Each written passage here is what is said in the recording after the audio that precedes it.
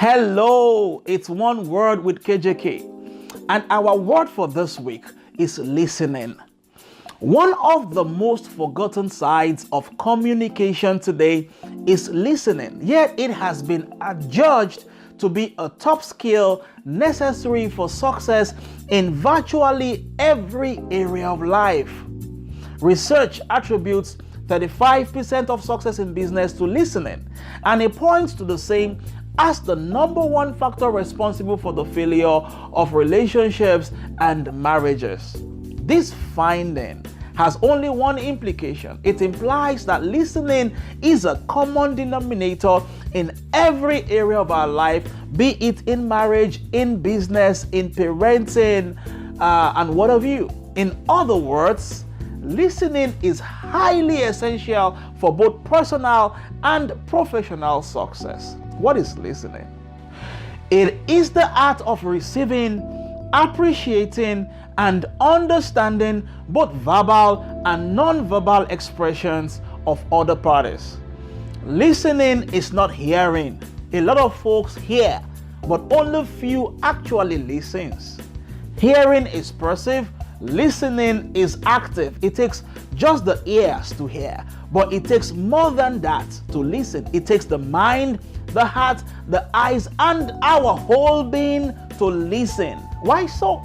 Because in listening, the primary objective is to understand the other party. It involves not just hearing what is being said, but also hearing what is even not being said. Listening is a three-step process. It begins with receiving, that is giving your ears to what is being said, the verbal expressions. The second is attending, that is paying attention to what is not being said, the non-verbal expression. Okay, so the third is relating, that is entering into the world of the other party to relate with their situation.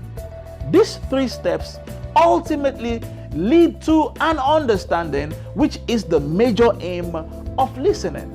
There are four keys or four things that act as barriers to the aforementioned steps in listening process that I just said.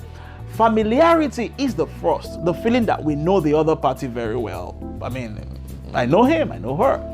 A judgmental attitude, the feeling that we already know where the other party is driving at in the conversation. The third is personal pride, the feeling that we know better, than the other party. Self-preoccupation, being more concerned about our own thoughts and feelings. If we must become good listeners, if we must get to that point where we harness the power of listening, we must work at removing these barriers, that I just mentioned. And how can we achieve this? We would achieve this first. We must develop a listening ear. That means we must be quick to listen and slow to speak. The second is that we must develop an open mind. That means we must be objective and avoid assumptions in our communication. The last but not the least is that we must develop a sensitive heart.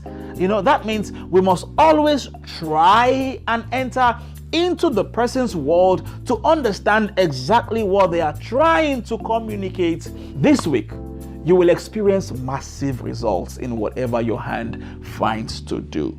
Your light will break forth like the dawn. Where others go and the struggle, you will go there and you will succeed. It's One Word with KJK, and I'll see you again next week. Have a blessed one. Bye for now.